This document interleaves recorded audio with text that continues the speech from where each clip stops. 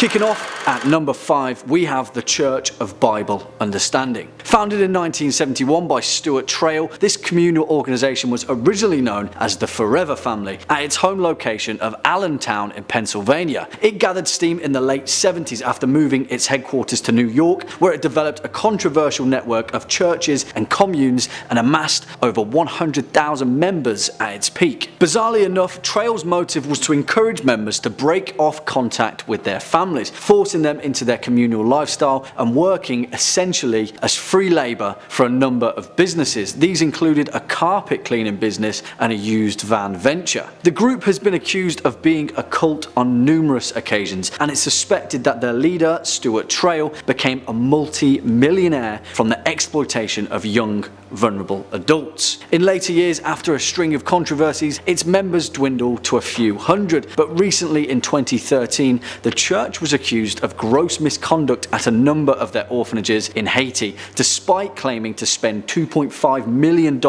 on their upkeep annually. Next up at number 4, Realism. One of the most notorious cults in modern history, Realism began in 1974 after a Frenchman named Claude Vauquelin claimed he'd had a vision of an alien spacecraft descending over southern France. He said that the craft was filled with strange beings that told him humans were the only hope for the future of the universe, and then handed him a Bible. Apparently, he was there for over 6 days, and the head alien, coincidentally named Yahweh, explained that the Old Testament is actually a record of humanity's early days, and that he needed to construct an embassy ready for the aliens when they would eventually return to inhabit Earth. Sounds pretty kooky, right? Well, for the next 3 decades, his teachings amassed a following of over 20,000 people, where they essentially worshipped aliens, opposed violence, championed science, and participated in mass orgies. Whatever floats your boat, I guess. Well, things got even weirder in 2002 when the cult claimed to have done the impossible and cloned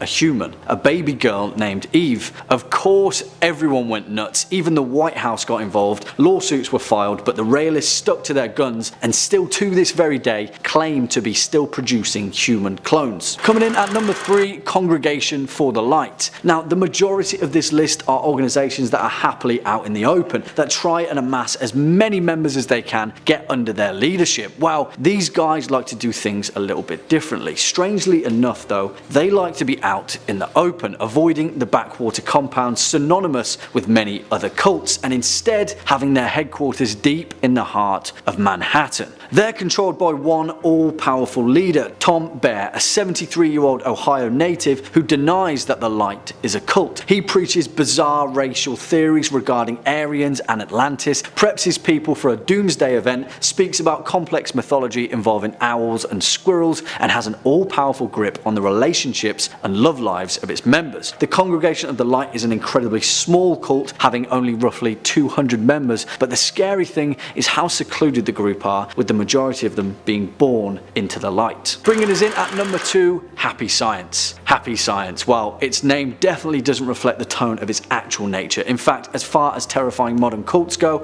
Happy Science is probably near the top of the list. An absolute mishmash mashup of world religions, from New Age hocus pocus to far-right nationalism. The leader of Happy Science, a man named Raihuo Akawa, claims that he's a supreme being called El Kanter, a combination of Jesus Christ, the Buddha, and the Prophet Muhammad. Formed in 1986 by the former salaryman, Akawa initially called the group the God-Light Association. His pursuit is to create a 9-dimensional heaven, whatever that may be, with himself at the head of the whole cult of personality shenanigans. Here's the kicker though, the group claims to have over 12 million members worldwide, and have also founded their own political wing called the Happiness Realization Party. And here's the crazy part, this group advocates violent Japanese nationalism, denying historical atrocities, and advocating for war between China and North Korea. Let's hope they stay just a cult,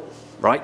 And finally, at our number 1 spot, NXIVM. If you're wanting to find a modern cult that is incredibly recent, then look no further than NXIVM. According to their website, NXIVM is a company whose mission is to raise human awareness, foster an ethical humanitarian civilization, and celebrate what it means to be human. Well, apparently that translates to being at best an abusive pyramid scheme, and at its disgustingly worse, a human trafficking operation and sex cult subsidized by expensive brainwashing. NXIVM and its owners have been indicted on several federal charges, including sex trafficking, and have been accused of being a recruiting platform for a cult operating within it, variously known as DOS or the Vow, where women members in particular were forced into sexual slavery and physical abuse. It's a disgusting modicum of the abuse of power demonstrated at the expense of vulnerable individuals. The cult was found in 1998 by Keith Raniere, who through several decades of deception managed to coerce over 17,000 under the organization's influence. This has included a huge amount of celebrities,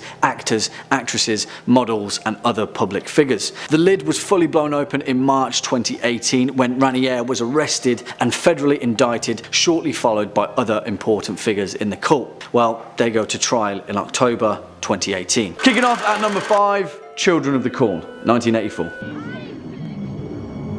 He wants you too, Malachi.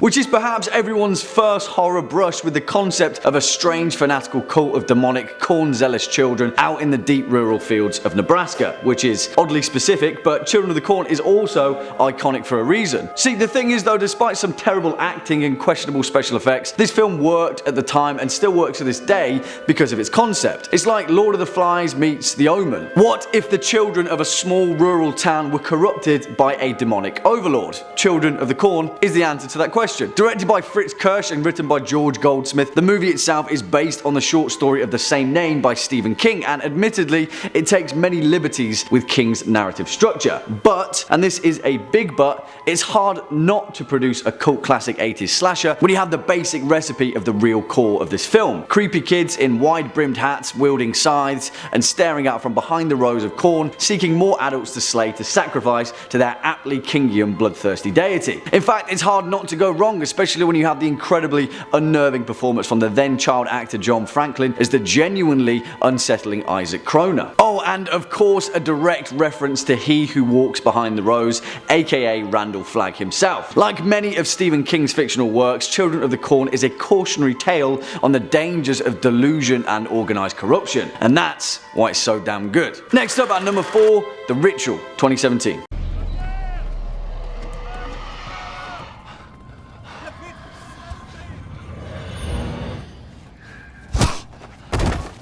And whilst that scene was absolutely hilarious in an otherwise horrifying movie, it doesn't water down the fact that the bizarre Jotun cult in 2017's The Ritual is one of the most original and downright disconcerting depictions of a fanatical band of sacrificial followers in recent times. And all it took was an immortal, mythological Scandinavian troll god and all of his faithful withered followers to set the scene. If you haven't seen 2017's The Ritual, then there may be a few spoilers already lurking in this list, but as far as modern horror movies go, The Ritual sets itself apart with its wholehearted originality, but more importantly, it's a resounding formula of misdirection and confusion, because nothing says horror than uttering the phrase, "What the hell is going on and who are these creepy folks nailing people to trees?" Directed by David Bruckner with a screenplay from Joe Barton, 2017's The Ritual is a tale based on the novel of the same name written by Adam Neville. And although the movie takes a few liberties in terms of narrative structure, the visual representation of an ancient forest in northern Sweden lends itself incredibly well to the mythological mystery that it permeates. You see, it works because we don't really need to know how or why this ancient forest is populated by a bunch of Jotun worshipping fanatics. We just need to get out of said forest and survive. And that makes for some terrifying horror viewing. Coming in at number 3, Eyes Wide Shut, 1999.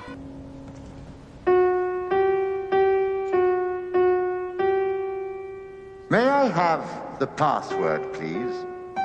which is perhaps the most traditional depiction of horror movie cults on this list, because there's nothing quite as visually iconic as a dimly lit room and a bunch of cultists dressed in flowing robes and porcelain masks, right? And for many people, Eyes Wide Shut is perhaps the quintessential cultish cautionary tale that very aptly spells out the fact that you should always be careful what you wish for, particularly if you're Tom Cruise. And it's also important to note that this film has caused so many conspiracy theories since its release in 1999 that it's pretty much considered to be a cult in its own right. But I'll leave that one down to your own interpretation. Written and directed by the legendary Stanley Kubrick in his last ever film before his death, Eyes Wide Shut tells the tale of a curious doctor who slowly finds himself roped in with a mass secret society that has a thing or two for theatrics after discovering that him and his wife are going through a few crises of fidelity, to say the least. The thing is, there is so much to this movie that you can take the cult that comes with it in many different fashions. Depending on how you see the inner workings of the background of this movie, it may just be a bizarre tale of adultery and lust, but sometimes if you look deeper, switching the lens as we can often do with Kubrick's cinematic works, you'll see suspicion in every background actor and in every out of place frame. You'll see moments of deception, human sacrifice, ritualistic symbology. This film really is that good, and whilst the proverbial cult isn't as explicit as in other films, Eyes Wide Shut is perhaps the starkest depiction of a very human conspiracy. Swinging in at our number 2 spot, The Void, 2016.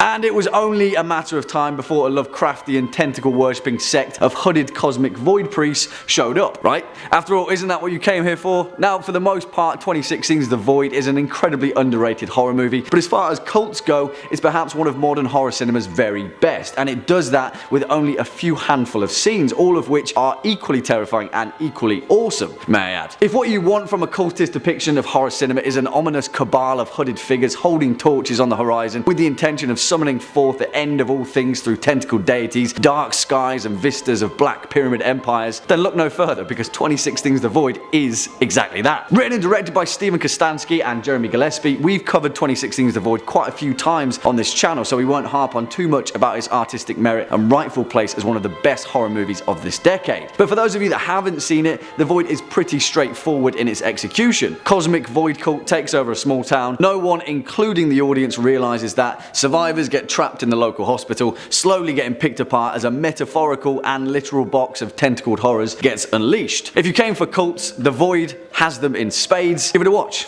You won't be disappointed. And finally, coming in at our number 1 spot, Suspiria, 1977.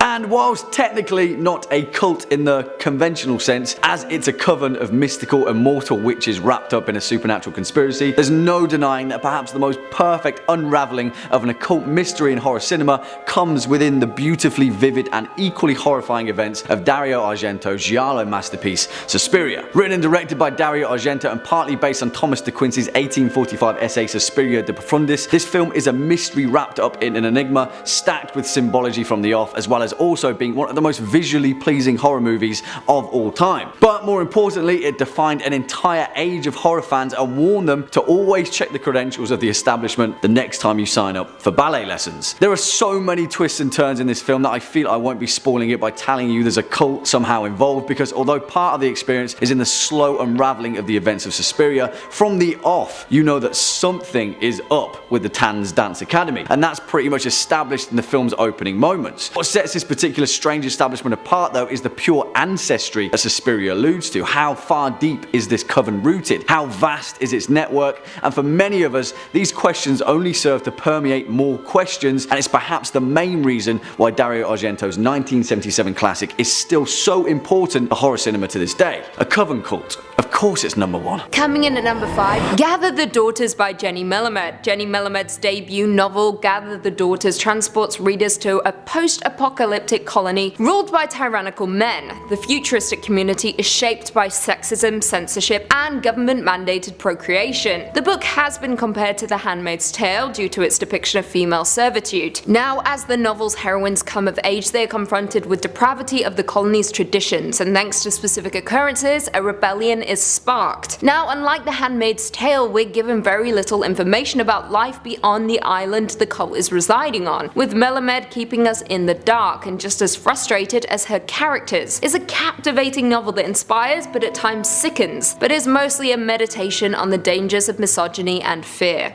In at number 4, Underground, The Tokyo Gas Attack and the Japanese Psyche by Haruki Murakami. Published between 1997 and 1998, Underground is a book by Japanese novelist Haruki Murakami about the 1995 Aum Shinriko sarin gas attack on the Tokyo subway. The attack was an act of domestic terrorism perpetrated on 20th of March 1995 by members of the cult movement Aum Shinriko. In 5 coordinated attacks, the cult members released sarin on 3 lines of the Tokyo metro during rush hour, killing 13 people, severely injuring 50, and causing temporary vision problems for nearly 1,000 others. The cult, which was led by Shoko Asahara, had already carried out several other assassinations and terror attacks using sarin, and had also produced several other nerve agents including VX, and attempted to produce botulinum toxin. In the raid that followed the attack, police arrested many senior members of the cult, with over 200 members being arrested. To this day, the attack remains the deadliest terror attack in Japan. Now, Murakami's novel is made up of a series of interviews with individuals who were affected by the attacks, and the English translation also includes interviews with members of Aum, the religious cult responsible for the attacks. In the novel, he attempts to make sense of the horrific attacks, and in turn it's a true testament to the resilience of the human spirit. Coming in at 3, The Shelter Cycle by Peter Rock. Inspired by true events, The Shelter Cycle, written by Peter Rock, tells the story of 2 children, Francine and Colville, who grew up in the Church Universal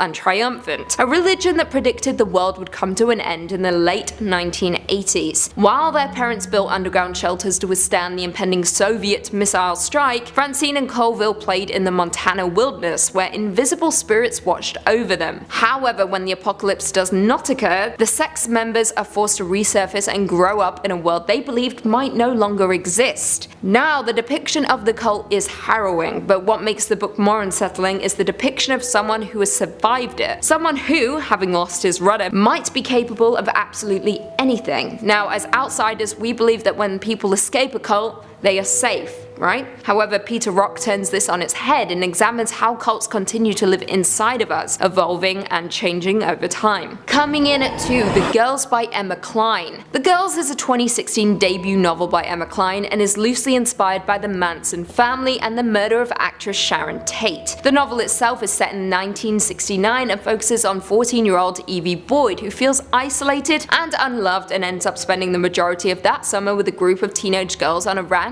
who are all devoted to a man named Russell. Now, the novel never explicitly states that it's talking about the Manson murders, but it's obvious to almost everyone who reads it. Cline also gives intimate insight into adolescence, desire, and the grotesque lengths some are willing to go in order to feel like they belong. Now, for those who don't know, the Manson family was a desert commune and cult led by Charles Manson that was active in California in the late 1960s and early 70s. The group consisted of 100 of his followers who lived an unconventional lifestyle with habitual use of hallucinogenic drugs. Now, on the evening of August 8, 1969, 4 members of the Manson family invaded the home of actress Sharon Tate and movie director Roman Polanski and murdered Tate, who was almost 9 months pregnant at the time, along with 3 friends who were visiting and an 18-year-old visitor who was slain as he was leaving the home. The Manson family were brutal and absolutely abhorrent, so if you want to read a fictional depiction of the group, check out The Girls. And finally, coming in at number 1, Jonestown and Other Madness by Pat Parker. Now, backstory before we get into the meat of the book by Pat Parker. On November 18th, 1978, a total of nearly 918 people died in a settlement at the nearby airstrip in Port Kaituma and at a temple-run building in Georgetown. Now, the People's Temple Agricultural Project, better known by its informal name, Jonestown, was a remote settlement established by the People's Temple, a cult under the leadership of Jim Jones. Jones. In total, around 909 individuals died in Jonestown, all but 2 from apparent cyanide poisoning in an event that has been referred to as a revolutionary suicide by Jones and some of his cult. Now let's track back. Jones had founded what became the People's Temple in Indiana in the 1950s, then relocated his congregation to California in the 60s. In the 70s, however, following negative media attention, the preacher moved with around 1,000 of his followers to the Guinea's jungle, where he promised a utopian community. That is not what they received, because as aforementioned, on the day of November 18, 1978, US Representative Leo Ryan, who had gone to Jonestown to investigate claims of abuse, was murdered along with 4 members of his delegation by Jonestown gunmen. That very same day, Jones ordered his followers to ingest poison-laced punch, while armed guards watched on. Now, in the book Jonestown and Other Madness by Pat Parker, she examines the rise and fall of the charismatic turned murderous preacher Jim Jones. As a celebrated lesbian feminist poet, Pat Parker's collection is a gripping reflection on the way race, class, and gender played into Jim Jones's sadistic slaughter of his congregation. Throughout the book, she challenges us to reflect on how easily we accept answers given to us in the wake of a tragedy. I quote, "If 900 white people had gone to a country with a black minister and committed suicide,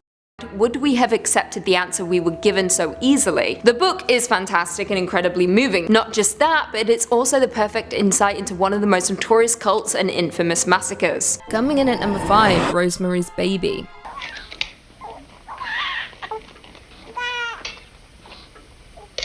Roman Polanski's masterpiece, Rosemary's Baby, set the standard for many cultist horror movies, particularly in the way it reveals the cult, using a steady and slow build and paranoia, confusing us as to what exactly is even happening. This 1968 horror stars Mia Farrow and chronicles the story of a pregnant woman who suspects that an evil cult wants to take her baby for use in their rituals. However, it is quickly revealed that her husband has made a deal with the devil for success in his acting career, and the price is offering up his wife as a surrogate mother for something truly evil: Satan's son. That's right, the cult uses Rosemary as a sacrificial lamb for Satan's grand return through his own offspring, and it is truly terrifying. The general sense of unease throughout the movie is why Rosemary's Baby is an absolute classic, and perhaps one of the scarier movies in the horror genre. The horrors depicted on and off the screen aided in the rumour that the film was actually cursed by the cult and summoned demons,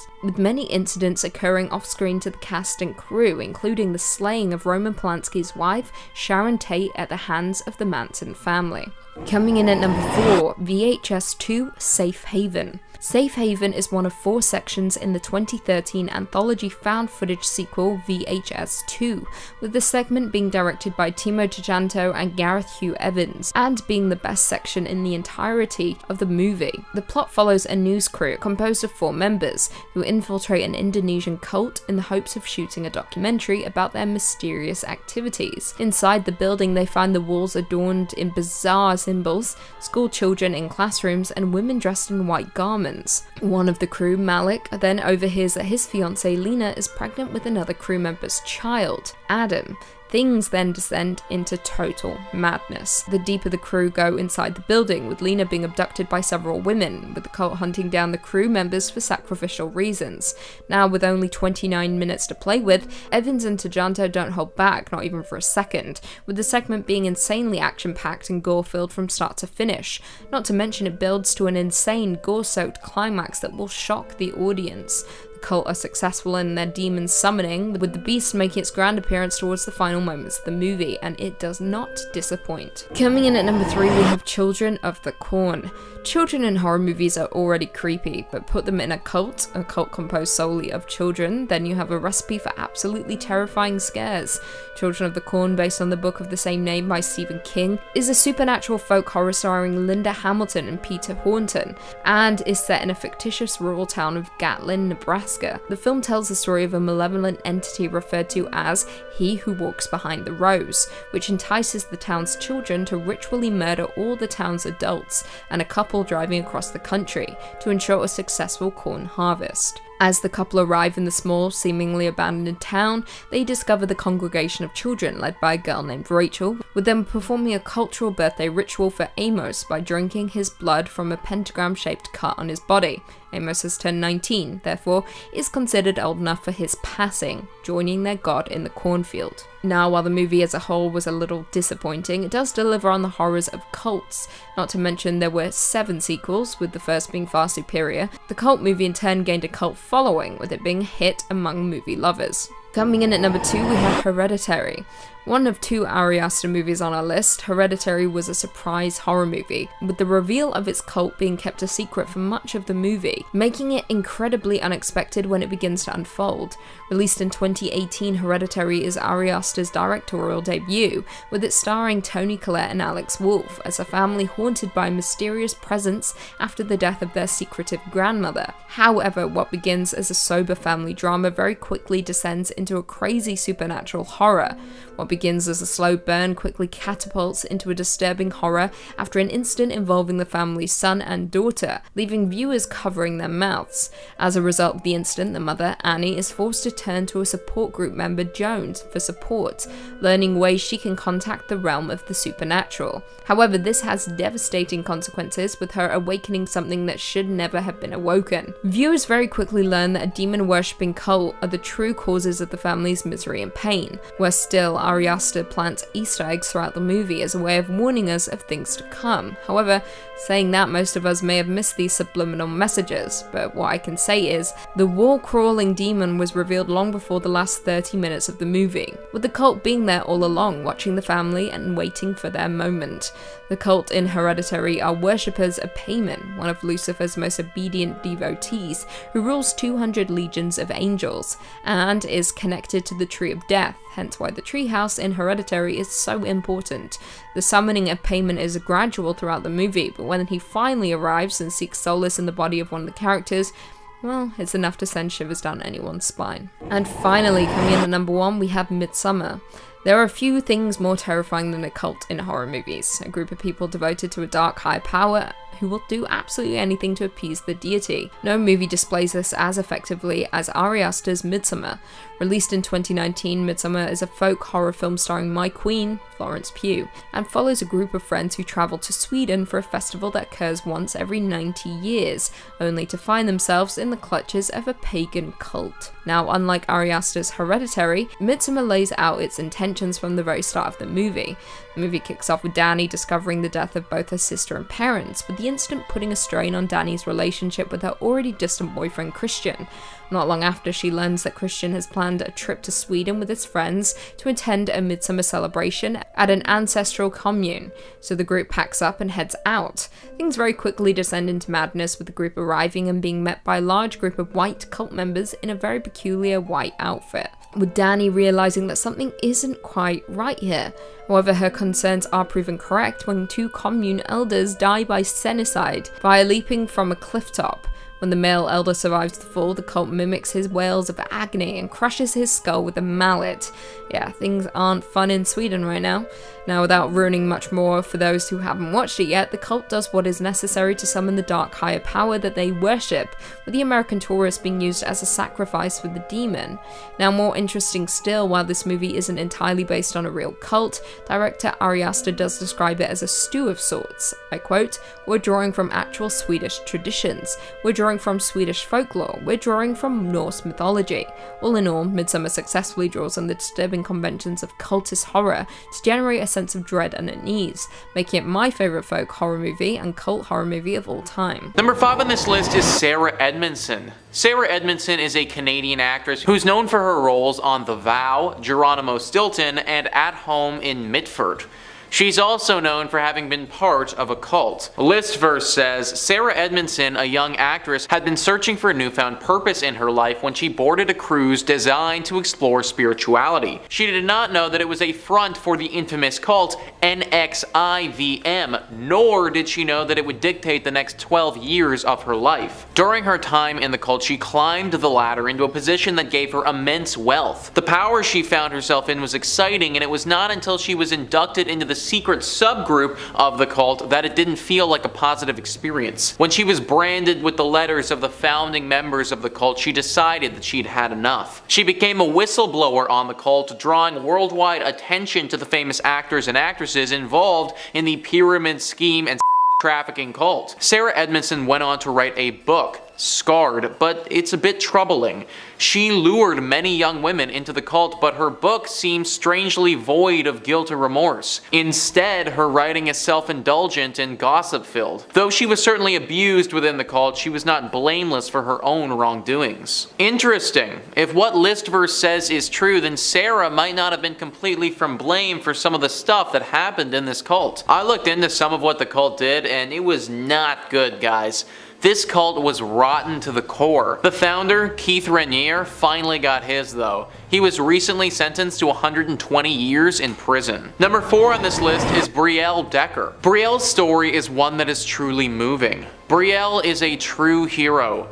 Not only did she escape the fundamentalist Church of Jesus Christ of Latter-day Saints cult, she established a refuge at the cult headquarters after the cult leader was arrested. FLDS, a polygamous cult, was led by Warren Jeffs. During his reign, he forced approximately 80 women and children into marriages. Brielle, who was born into the FLDS, knew from a young age that she would be forced to marry the middle-aged man. When she turned 18, he prepared their wedding ceremony and she had no choice but to go along with it. Around this time, the FBI charged Jeffs for forcing an underage girl into marriage and later conducted a raid on the FLDS compound where they discovered just how many children Jeffs had forced into marriage. Jeffs was, of course, charged and sentenced to 20 years in prison. The $100 million FLDS fund, which was seized by the government, was partially given to Brielle to buy Jeffs' mansion and turn it into a refuge for victims. Even though she went through some really horrible stuff, Decker's character remained intact. And now she's taken the experience that happened to her and turned it into a way to help all the others who were affected. Big shout out to Brielle. Number 3 on this list is Anna LeBaron. A lot of people get poached at a young age to join cults. It's pretty easy to do that poaching if you can start from birth. Anna LeBaron's father, Ervil, was the leader of a cult that's been linked to over 20 murders. Her father had 13 wives and over 50 children between them all. Anna, in the book that she's written called The Polygamist's Daughter, details how she and the other children were made to feel isolated and were forced to work 12-hour workdays. Her father was wanted by the FBI for organizing the murders of over 10 people. He was eventually captured, but even after his capture, his followers continued to kill. He had made a master kill list and his devout troops were following it. Luckily, at the age of 13, Anna was able to escape with the help of her sister. She went on to go to college and live a relatively normal life, which is kind of crazy to think about considering how her existence started. Number 2 on this list is Clary Ashman. Clary, as many followers of cults are, was poached at a young age and just found herself involved in something that she never wanted to be a part of. Listverse says Claire Ashman grew up in the very traditional Catholic society of St. Pius X. When she left her family and started life outside the strictly Latin faith, she was confused and unsure of herself. In many ways, she was clueless and uneducated by her family. That explains why, when she turned 15, she was not aware that it was creepy for a 27-year-old man to show interest in her. Unfortunately, without healthy relationships for her to learn from,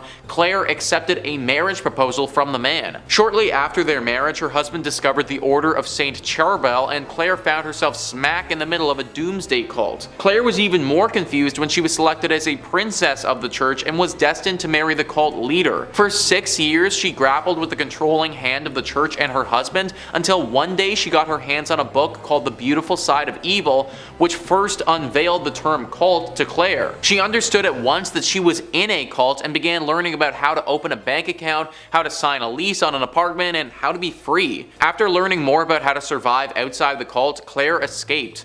She now hopes her retelling of her experiences can help other women find a better life. Imagine getting married to this guy who basically groomed you from when you were 15 and then getting told that you're actually gonna get married off to some other dude.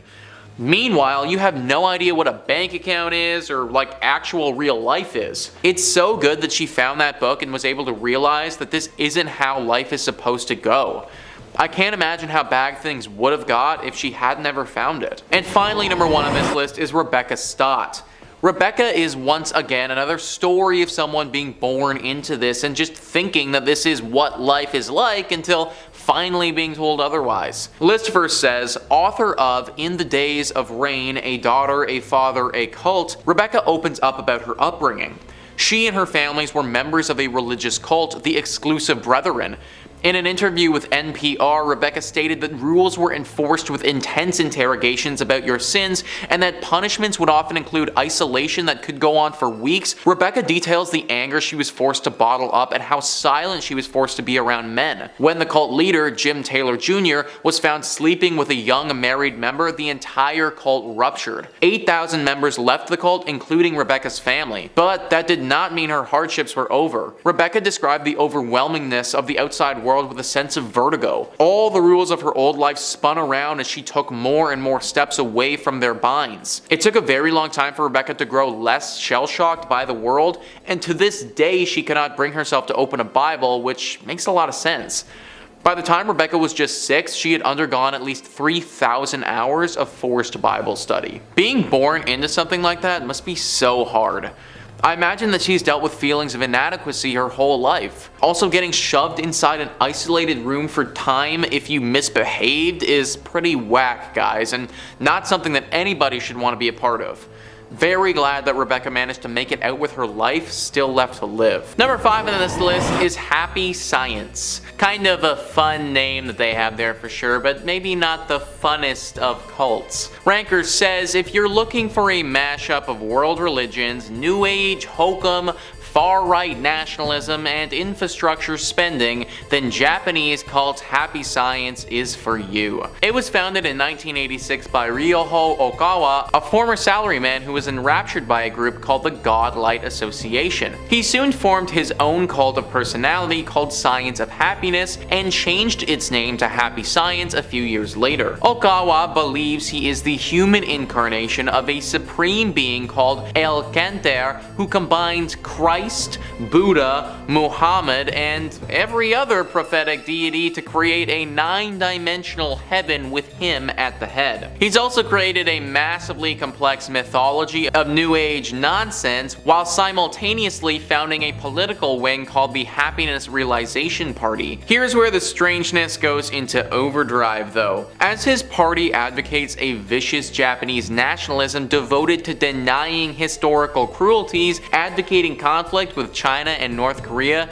and rebuilding Japan's infrastructure. The group claims to have 12 million members around the world, has a multimedia arm, and enjoys tax-exempt status in the US. So basically, if it was up to this group, Japan would be invading China and North Korea, and probably well on its way to starting World War III. So yeah, definitely not one that you want to be a part of, because that could obviously get very bad very quickly. Not to mention, you need to worship this dude who believes that he's the human incarnation of all these cool people. I mean, if he actually is the human reincarnation of all of those people, then that's freaking awesome, but come on guys, I think the likelihood that this dude is Jesus as well as Buddha is pretty low. Number 4 on this list is the Brethren. Yeah, so joining this cult really would just be the worst, guys. You just need to give up so much to do it. Ranker says, also known as Body of Christ and Garbage Eaters, the Brethren are an apocalyptic offshoot of the 70s Jesus movement, eschewing worldly possessions and earthly pleasures to purify themselves for the coming end of the world. Brethren members essentially live as vagrants doing odd jobs to survive, eating trash, avoiding bathing and medical treatment, and giving whatever money they do make to the group. They also forbid dancing and laughing until the return of Jesus, bar members from communicating with family, and forbid contact between binary genders. Group founder Jim Roberts passed in December 2015, leaving the future of the secretive cult unclear. You literally need to give up everything in your entire life to get ready for when Jesus returns. I just don't get this one, guys. Like, maybe it's because I'm not part of this cult, but I guess it isn't clear to me why Jesus would be angry that you have earthly possessions. Like, what does he have against you having the occasional knickknack, you know? Also, there's the whole thing where you literally need to eat garbage. I don't think that they're joking about that, guys. Like, you will be eating scraps if you join this cult. Never having a warm meal again, that's about as terrifying as it can get. Number 3 on this list is the Fundamentalist Church of Jesus Christ of Latter-day Saints. You guys might be familiar with this one right now, as it's currently very popular. Netflix just released a documentary about this cult, so if you want a more in-depth summary of what went down, definitely go check that out. Ranker says that this cult was an offshoot of Mormonism that's constantly in the news for unsavory reasons. FLDS openly embraces polygamy, which the mainstream LDS outlawed a century ago. The group has anywhere from 6,000 to 10,000 members in rural Utah and Arizona, with the group having almost total control of 2 small, linked border towns in 2 states. While Mormon splinter groups had been around long before, the FLDS was incorporated in 1991 by a group of men who had been excommunicated by the church. They went through a range of leaders who all declared themselves prophets until being taken over by Rulon Jeffs in 2002. He passed shortly thereafter and his son Warren took over. It was under Warren Jeffs that the FLDS practices of child marriage, bigamy, incest, racism, abandonment of teenage boys all became public knowledge. Jeffs was sent to prison in 2007 but continues to be the de facto head of the church while his successors squabble for power. This cult certainly isn't as powerful as it once was, and you have to imagine that as time goes on and more people are educated on what this cult did in the past, that will continue on a downward trajectory. But for now, they still aren't totally finished, and if you wanted to, then you could join this group. Absolutely do not do that though, because these people get up to some very weird and often illegal things. Like the leader was literally sent to jail and is still there rotting away. I would not want to get myself into a situation where I'm anywhere close to the people that support that guy. Number 2 on this list is the Nuwabian Nation. This one is absolutely nuts, guys, so strap in. Ranker says, formerly known as the United Nuwabian Nation of Moors, this is a cult of personality based around founder Dwight York, combining Christianity, ancient Egyptian iconography, African rituals, and a belief that aliens are coming. The nation believes that 144,000 chosen people will be taken away in a flying city, spirited to Orion to prepare for the final fight against Satan. Shockingly, York's mishmash of New Age concepts, black power militancy, and ancient Egyptian religion caught on in both the hip-hop community and in rural Georgia, where York built a massive compound made with donated funds. York's mythology grew, incorporating cloning, racial theory, cosmology, anti-government conspiracies, and linguistics. Even as the cult grew, York was under investigation, and he was finally detained in 2002 for running a massive human trafficking ring comprising as many as 1,000 individuals. He was sent to prison for life, and his compound was seized and demolished. The group still exists, though in much smaller numbers. If we just ignore all of the human rights violations for a second, which we shouldn't by the way, but let's just do it anyways for one moment, then at the best possible case scenario, you join this cult and then dedicate your life preparing for a battle with Satan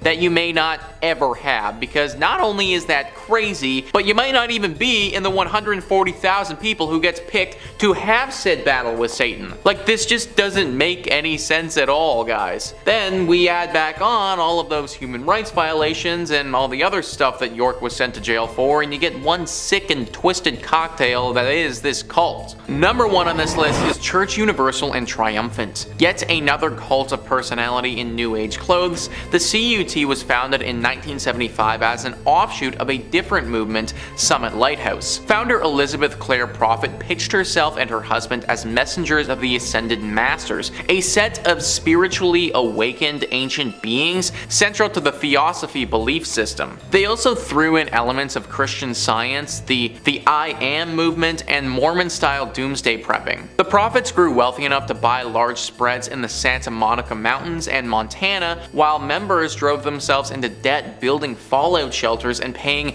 huge sums of money to reserve a spot in the post-nuclear conflict society. The church was also accused of making illicit straw purchases and of using sleep deprivation against members who attempted to leave. In ill health, the prophet retired in 1999 and passed 10 years later. Since then, the church has gone through legal problems and succession squabbles, but members still meet on a regular basis. So yeah, just join this cult if you want to potentially get tortured from sleep deprivation. Oh, and while we're torturing you, we're also gonna take all your money and invest it into some underground bunker that you'll probably never use. If that doesn't sound like an excellent use of time and money to you, which it probably shouldn't, then I really wouldn't recommend joining this cult. Number 5. The Brethren.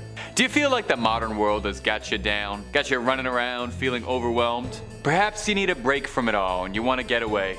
and want to go back to a simpler time? Well then perhaps the Brethren is the movement you've been looking for. Founded by Jim T. Roberts, the movement seeks to shed all of the convenience and accommodations of modern living, with its members instead choosing to live as vagrants, drifting on the edge of society, away from the prying eye of the modern world. Their leader believes that in order to be guaranteed a spot in heaven, one must purify themselves. And to the Brethren, this means purifying themselves of just about every facet of modern living. As part of their renouncement of all modern living, Brethren must forsake all of their family, friends, their jobs, their livelihoods, all in favor of their new brothers. You aren't allowed to partake in any material goods of any kind. Sew your own clothing and eat what you can scavenge. This particularly grisly habit is what gave the cult its enduring nickname of garbage eaters for their tendency to dumpster dive. You're not even allowed to laugh, celebrate, or play, as all celebrations must be saved for the return of the Savior at the end of the world. Although given those conditions, I'm not sure what you'd have to laugh about. It goes as far too as members being barred from receiving treatment or medicine, even for common curable illnesses. Because members are forced to cut themselves off from their families, oftentimes members disappear without their family members ever even getting to know what happened. As such, groups have sprung up to try and reconnect Brethren to their families and hopefully get them a dinner that didn't come out of a dumpster. Why not toss a subscribe our way and join our group here? Our teachings are scary videos every day, and the only thing you have to give us is a subscribe, and if you're feeling really generous, maybe a like too. Let's keep going. Number 4. Happy Science. Happy Science, formerly known as the Institute for Research in Human Happiness, is a Japanese New Age religion that's sort of a loot bag for as many religious concepts as you can think of. In Happy Science, all gods that have been worshipped throughout history across various religions were actually all the same god, named El Cantare, roughly translating to the singer.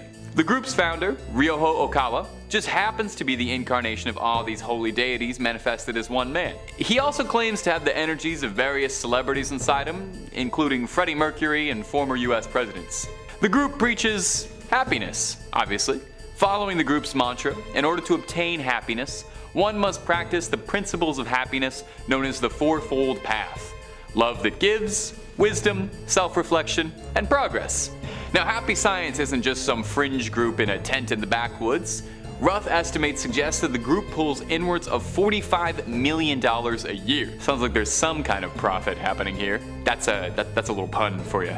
Happy Science has a full-on media division, producing several animated and live-action films, and publishing books numbering close to the thousands, mostly being transcriptions of Okawa's lectures about happiness, spirituality, and occasionally aliens, as a major part of the group's belief revolve around UFOs, aliens, and other cosmic entities.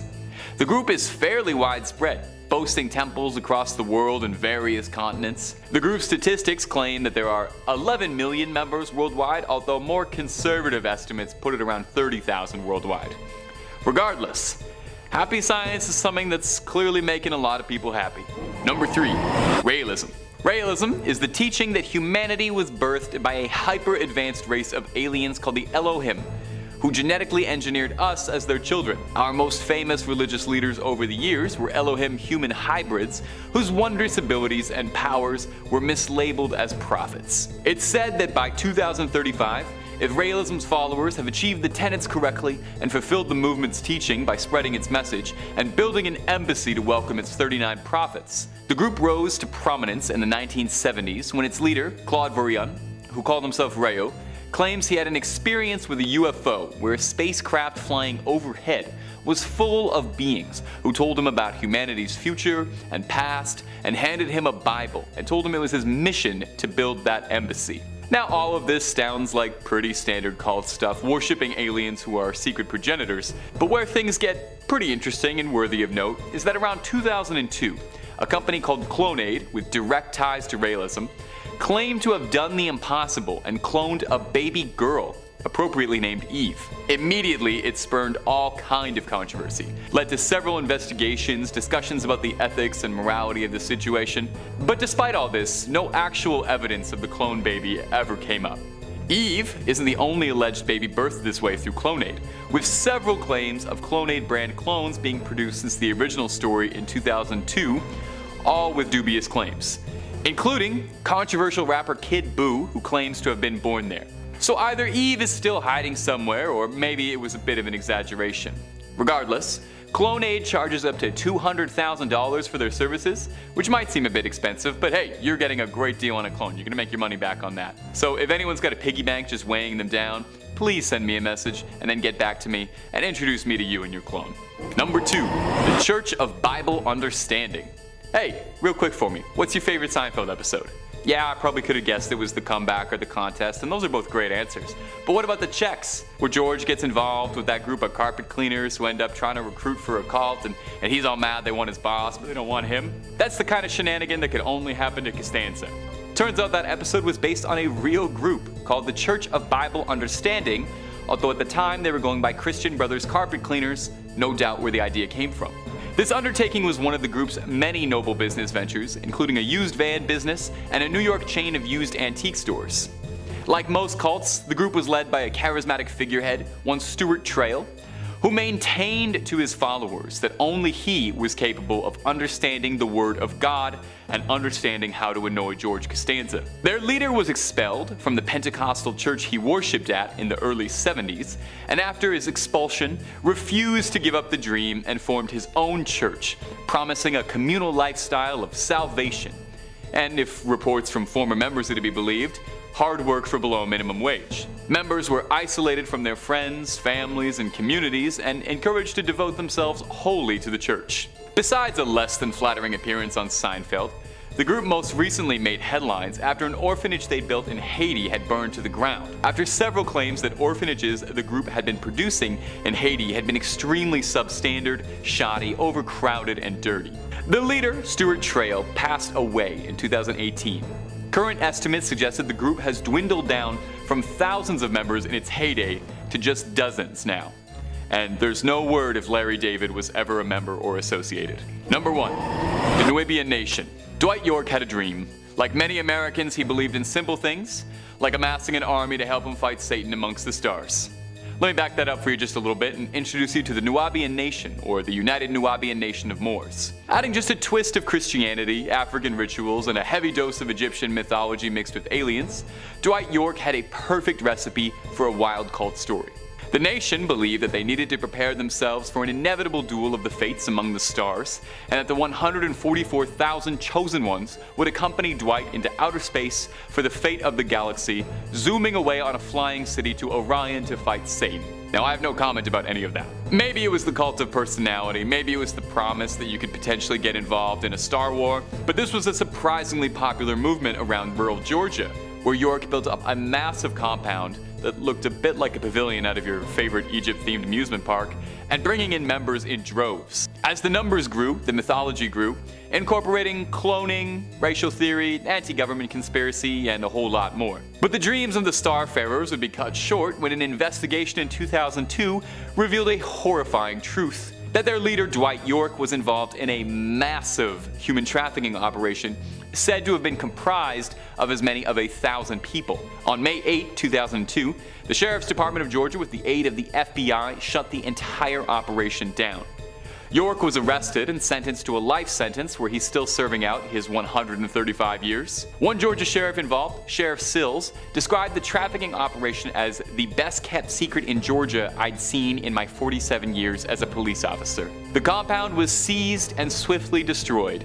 Despite all this, though, there are still members out there. Number 5, the Manson Family. Starting out with the most famous of the cults on this list, we have the group of young people who fell under the spell of Charles Manson in the late 1960s in California, USA. Charles Manson was in and out of prison for most of his life before settling in San Francisco and beginning to establish himself as a guru during the height of the Summer of Love hippie culture. Using some elements from the philosophy of the Process Church of Final Judgment, who believed that at the end of the world, Jesus and Satan would join forces to judge humanity, Manson formed a group of mostly young women, teaching them that they were reincarnations of the original Christians, and that he was Jesus Christ. In a converted school bus, the group made their way to Los Angeles, where Manson preached and continued to grow his group of followers. They stayed in the home of Dennis Wilson, of the Beach Boys, for a time, before eventually moving them to an old disused Western movie set, Spawn Ranch. In exchange for the company of the many female followers, followers, the owner of the ranch, George Spahn, allowed Manson and his growing family to stay at the ranch free of charge. Manson began using his followers for extortion, taking a music teacher who they believed had inherited a large fortune hostage in his home and demanding that he join the cult and turn over the money. The man maintained that they were mistaken, and Manson attacked him with a sword before having one of his followers finish the job. In the cult's most famous incident, Manson sent 4 family members to the home of Hollywood actress Sharon Tate, with instructions for them to end the lives of Tate and her 4 guests, who were staying with her. The next night, these family members were joined by 3 others, and brought by Manson to the home of Leno and Rosemary LaBianca, where they broke in and tied up the 2 residents at Manson's instructions. He then ordered them to dispatch the victims and left. Although it hasn't been conclusively proven, the Manson family are believed to be responsible for at least 15 other people, with Manson himself claiming at one point that he was responsible for 35 total deaths. Manson was apprehended and put on trial along with the family members who had carried out his orders, but the trial showed just what a hold Manson still had over his family. Family members showed up outside the courthouse where they held a vigil while armed with hunting knives.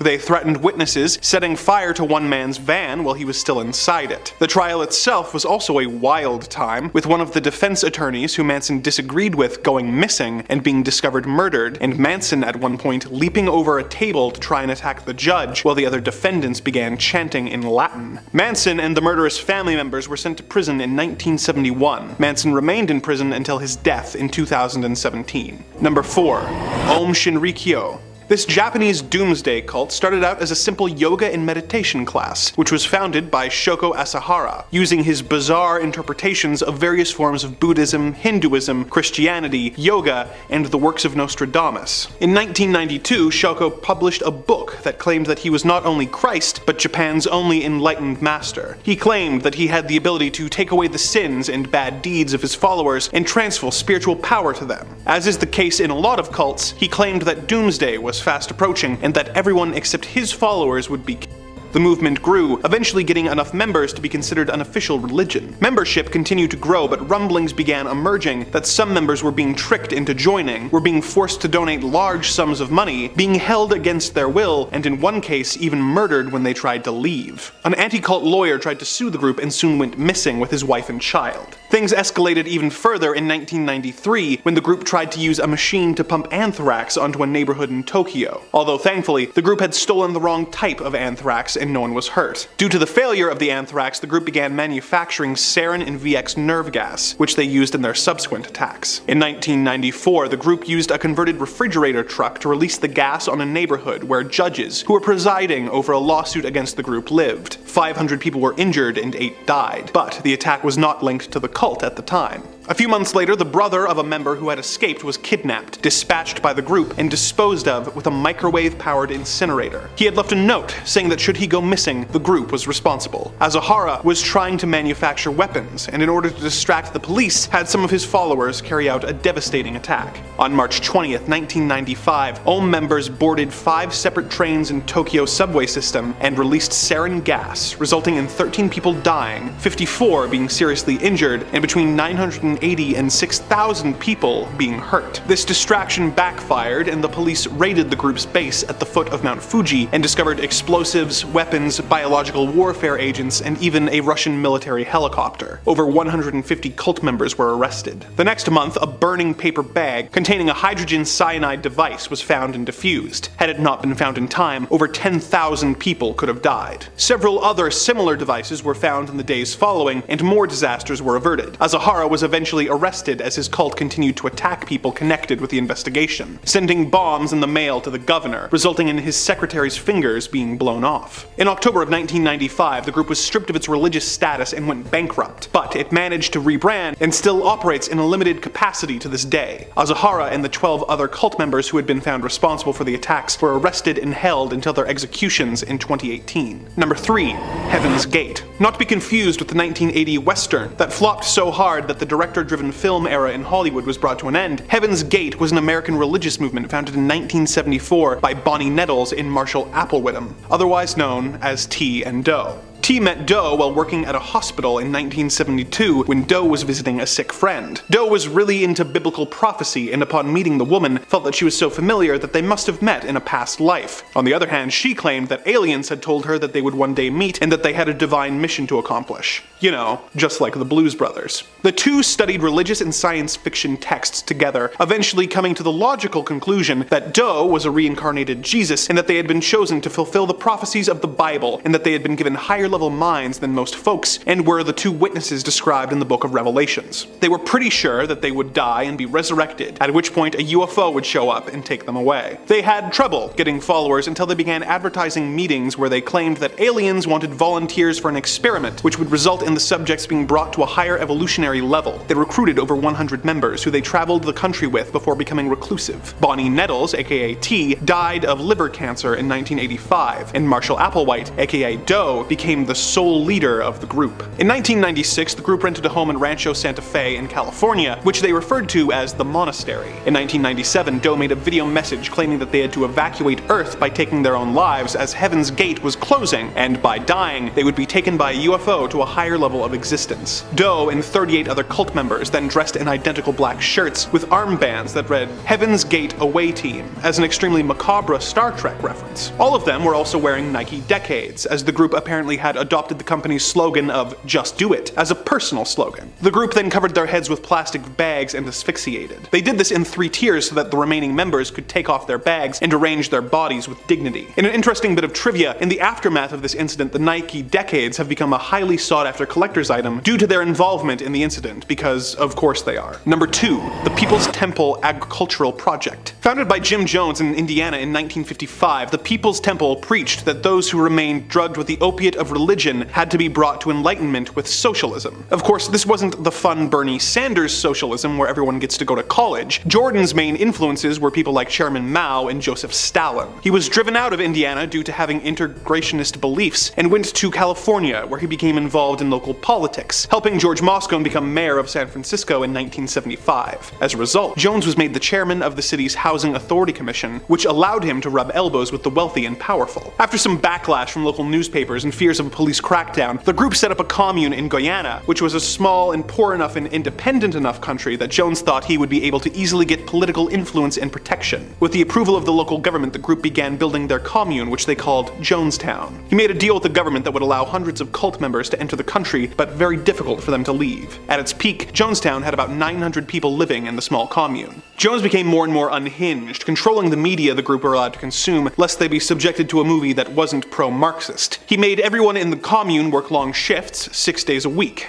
He continued to brainwash and manipulate his people, telling them that they would soon be under attack by the CIA and should prepare to eventually take their own lives as a form of revolutionary protest, and had them guard the entrances of Jonestown with machine guns and machetes. As concerns from family members in the states grew, investigations into Jonestown began. When a delegation of investigators, reporters, and concerned relatives went to visit the commune, they were able to convince a few members to defect. As they tried to return to the States on 2 planes, one of the defectors produced a handgun and began opening fire on the other passengers. At the same time, a tractor trailer stormed the airstrip, with the passengers of the trailer producing shotguns and firing at the planes, with none on board surviving. While this was happening, Jones had a cocktail of poisons mixed into a large tub of grape Flavor-Aid, and had the 909 residents drink it and take their own lives. Despite the fact that it was Flavor-Aid that was used by Jones, the incident was the source of the expression, "drink the Kool-Aid." Number 1, the Thuggee Cult. The Thuggee were a secret society operating in India in the mid-1800s who were known for attacking travelers and garroting them with a weapon called a rumal.